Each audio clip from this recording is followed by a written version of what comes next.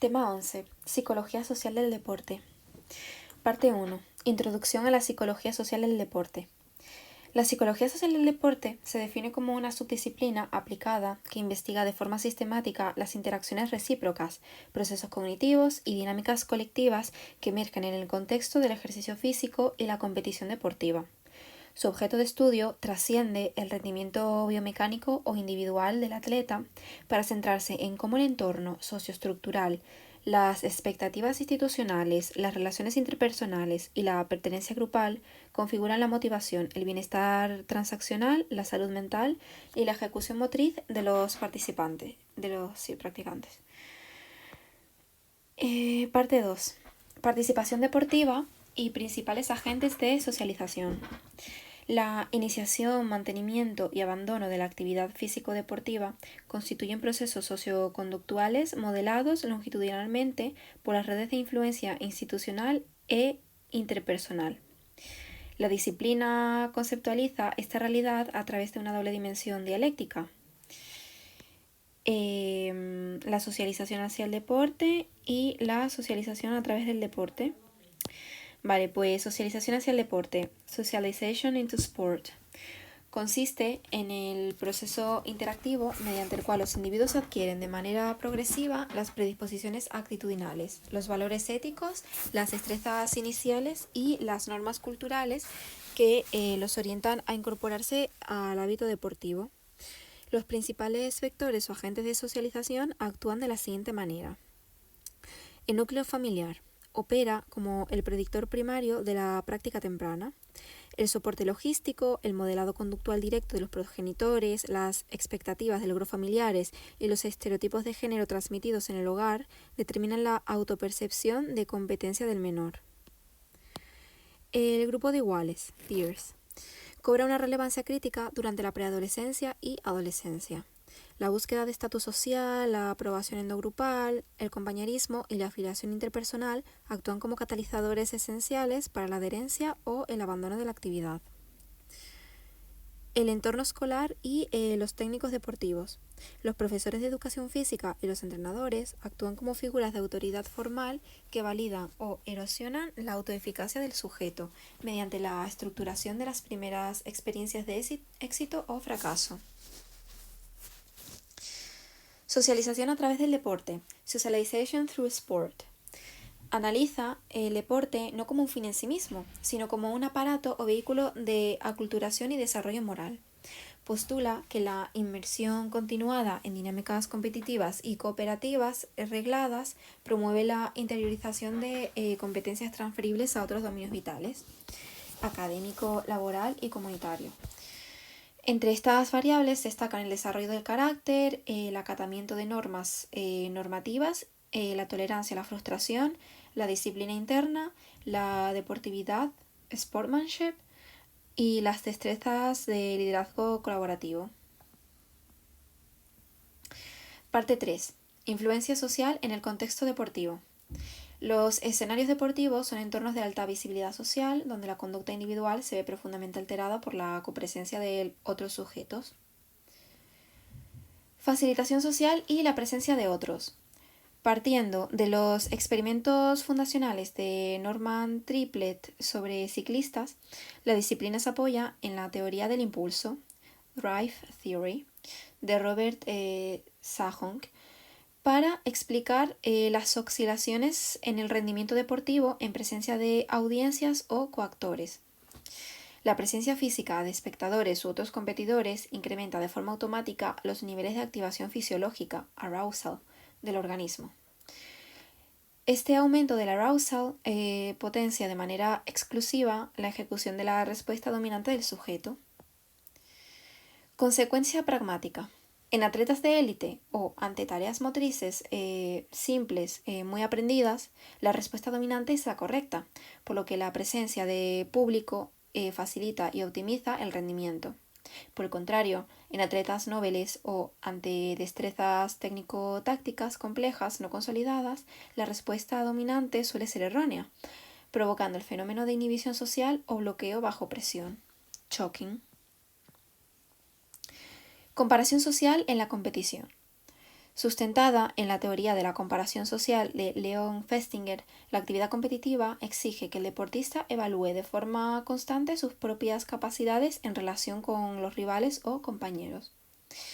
La comparación ascendente con deportistas de nivel superior puede actuar como un estímulo motivacional o, alternativamente, hundir la autoeficacia si la distancia percibida es inalcanzable. Y luego tenemos la comparación descendente con rivales de menor nivel, que se emplea de forma estratégica para salvaguardar la autoestima ante situaciones de vulnerabilidad o fracaso. Las evidencias demuestran que emparejar a deportistas con rivales de destreza similar o ligeramente superior maximiza la inversión de esfuerzo objetivo. Identidad social y dinámica de grupos. Basado en las aportaciones de Henry Tagfeld, el equipo deportivo opera como un endogrupo de alta relevancia identitaria. La fusión de la identidad personal en una identidad social compartida, nosotros, el equipo, estimula el favoritismo endogrupal, la cohesión interna y el sacrificio altruista en pos de los objetivos colectivos, al tiempo que genera dinámicas de hostilidad o desvalorización competitiva hacia el exogrupo, los rivales. Pensamiento grupal, group thinking, como proceso disfuncional. La psicología social del deporte aplica el modelo de Irving Janes para alertar sobre los riesgos de la hipercohesión en los cuerpos técnicos y equipos deportivos. Cuando un equipo experimenta una presión extrema por ganar y está fuertemente aislado de críticas externas, puede caer en el pensamiento grupal. Esto se caracteriza por una ilusión de invulnerabilidad, racionalizaciones colectivas falaces, autocensura de las opiniones divergentes y presión explícita hacia la conformidad normativa. Como resultado, se deteriora la toma de decisiones estratégico-tácticas durante la competición, precipitando fallos catastróficos por exceso de confianza o rigidez adaptativa.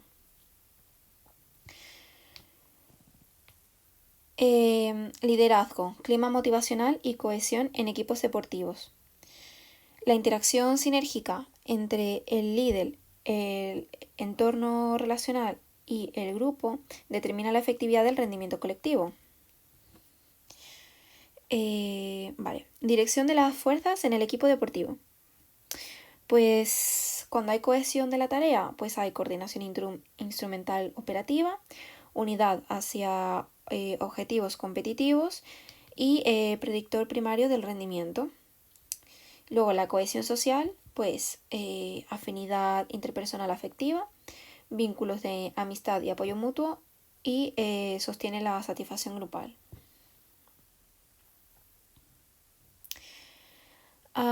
Liderazgo. Modelo multidimensional de Cheyaturai. Postula que la satisfacción y el rendimiento del equipo dependen de la congruencia entre tres tipos de conductas del líder, entrenador, capitán.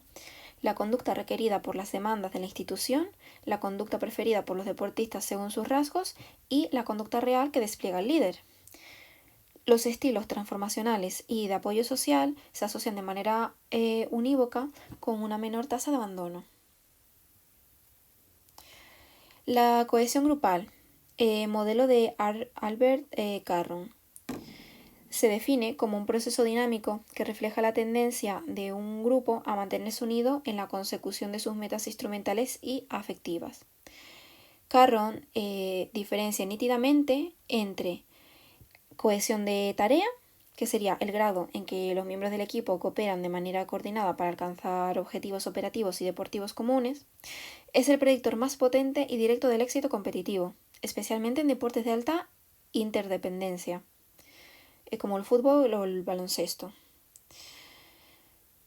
Y luego la cohesión social, el nivel de afinidad interpersonal, simpatía, amistad y apoyo afectivo recíproco existente entre los integrantes del grupo. Aunque no impacta de forma tan directa en el marcador, resulta indispensable para la estabilidad longitudinal del grupo y la prevención del estrés burnout.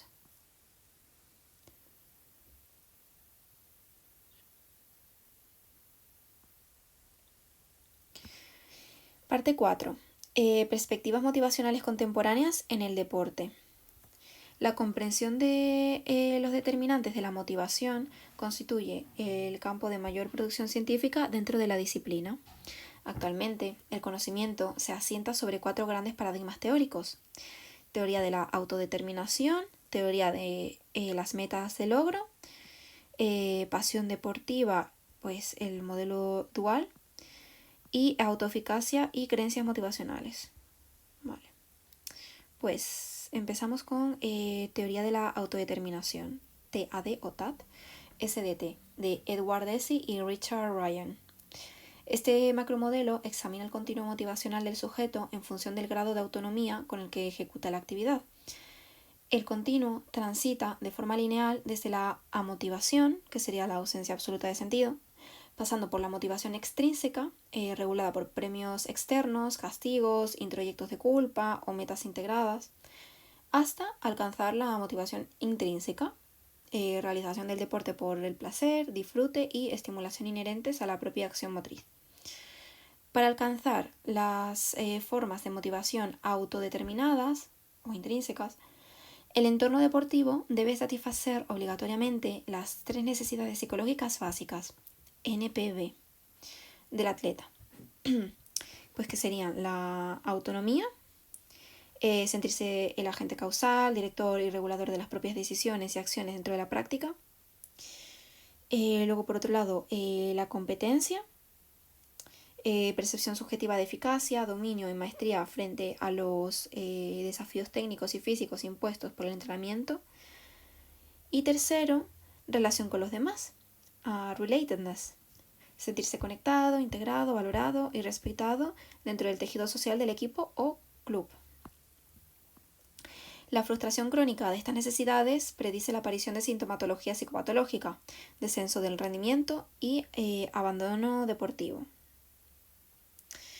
Vale, ahora pasamos a la teoría de las metas de logro, TML o AGT, de Joan Nichols. Sustenta que las personas evalúan su competencia y definen el éxito deportivo basándose en 2 tipos de orientaciones disposicionales independientes: la orientación a la tarea y la orientación al ego.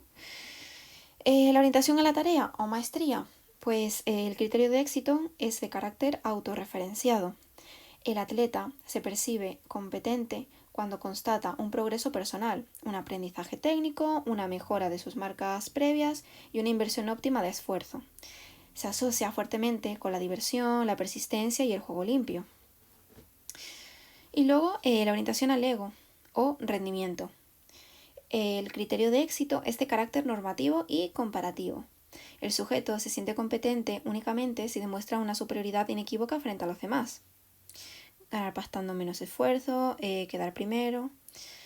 Es altamente vulnerable. Si el deportista orientado al ego percibe que sus capacidades reales son inferiores a las del rival, experimenta desmotivación masiva y tiende a emplear conductas antideportivas o tramposas para salvaguardar su imagen pública. El clima motivacional. Carol Ames. Las orientaciones personales de los deportistas interactúan de forma directa con el clima motivacional inducido por el comportamiento del entrenador en el entorno de entrenamiento. Clima de involucración en la maestría. Clima de tarea. El técnico premia explícitamente el esfuerzo, valora el progreso individual, asume el error como parte del aprendizaje y fomenta la cooperación cooperativa. Satisface las NPB y estimula la motivación intrínseca. Clima de involucración en el ego o clima de rendimiento. El entrenador castiga públicamente los fallos teóricos, fomenta de forma explícita la rivalidad destructiva intragrupal, otorga atención preferente y estatus exclusivo a los deportistas más talentosos y prioriza el resultado numérico sobre cualquier variable evolutiva. Eleva la ansiedad competitiva y precipita el burnout. Pasión deportiva. El modelo dual, de Robert Bajorand. Bajorant define la pasión como una fuerte inclinación hacia una actividad deportiva que la persona define como central en su identidad, a la que ama profundamente y a la que dedica una cantidad significativa de tiempo y energía. El modelo postula de forma dicotómica la existencia de dos modalidades de internalización identitaria. La pasión armoniosa, harmonious passion, que emerge de una internalización autónoma hacia el deporte en el autoconcepto del sujeto. El atleta practica la actividad de forma libre y voluntaria. El deporte ocupa un espacio significativo pero flexible, coexistiendo en perfecto equilibrio armónico con las restantes esferas vitales, como familia, estudios, ocio.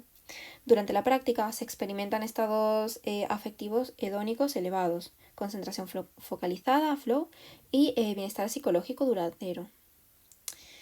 Y por otro lado, pasión obsesiva, obsessive passion, que deriva de una internalización presionada o controlada, espoleada por contingencias externas o intrapersonales. Por ejemplo, necesidad imperativa de mantener el estatus social, la aprobación ajena o proteger una autoestima hipervulnerable enganchada al marcador.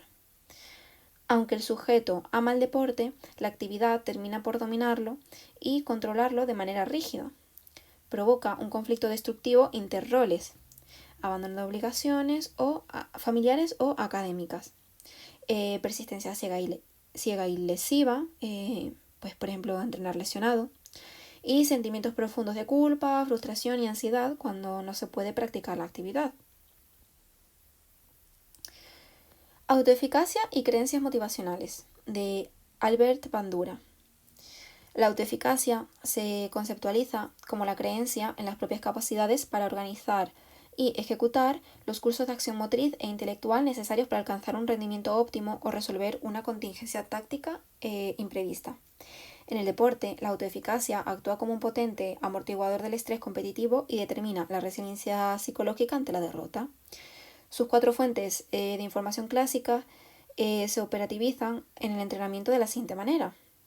Los logros de ejecución, éxitos pasados reales, el modelado vicario, que sería pues, observar a compañeros de nivel similar ejecutar la técnica con éxito, la persuasión verbal, que serían instrucciones técnicas y de refuerzo del entrenador, y la interpretación de los estados fisiológicos y afectivos, pues aprender a codificar los nervios precompetitivos como la activación positiva en lugar de como pánico paralizante. Parte 5. Enfoques críticos y desarrollos futuros. Psicología social crítica del deporte. Frente a las corrientes positivistas tradicionales focalizadas de forma obsesiva e instrumental en optimizar el rendimiento del atleta al servicio del espectáculo de masas o el negocio industrial, la psicología social crítica del deporte subvierte esta lógica.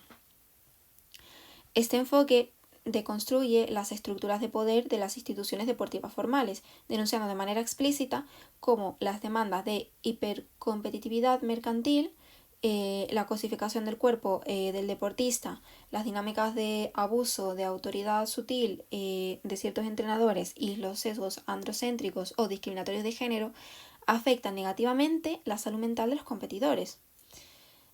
Aboga por intervenciones orientadas a la democratización de los clubes, el empoderamiento agencial de los atletas y la preeminencia de los derechos humanos y el bienestar psicológico por encima del imperativo mercantil de la victoria a cualquier precio. Retos metodológicos y tendencias futuras de la subdisciplina. La psicología social del deporte afronta la necesidad de dar respuestas a las transformaciones socioculturales del siglo XXI a través de nuevas líneas de investigación e intervención aplicada. La eclosión de los deportes electrónicos o e-sports, adaptar y validar los modelos clásicos de cohesión de equipos, liderazgo virtual, control del estrés atencional y fatiga cognitiva a las dinámicas competitivas de los videojugadores profesionales. Digitalización y monitorización psicológica, pues emplear tecnologías de recopilación de datos en tiempo real, Ecological Momentary Assessment, mediante dispositivos portátiles para evaluar el estado afectivo y los niveles de estrés del atleta durante los entrenamientos diarios sin inferir en su actividad, y gestión integral de la salud mental y transición de carrera. Pues abordar de forma proactiva la prevención de trastornos de la conducta alimentaria, TSA, la depresión encubierta tras el estigma del deportista fuerte y el diseño de programas de acompañamiento psicosocial para gestionar la crisis de identidad existencial que sufren los atletas tras la retirada definitiva del circuito profesional. Vale, y bueno, por último tenemos las conclusiones de este tema, que sería que pues el compendio doctrinal desarrollado por Hernández Mendo, Dócil y Balaguer consolida la premisa de que el fenómeno deportivo es intrínsecamente un hecho social de carácter sistémico. El rendimiento motriz, la adherencia saludable al ejercicio y el bienestar psicofisiológico de los practicantes no pueden comprenderse aislando al sujeto en un laboratorio biomecánico. El éxito y la salud en el deporte están gobernados por la calidad de las relaciones interpersonales creadas en el entrenamiento, la satisfacción de las necesidades psicológicas básicas de los atletas, el desmantelamiento de los climas de ego disfuncionales y la humanización de las estructuras organizativas que rigen la competición a nivel global. Y bueno, ya con esto pues hemos sacado el temario.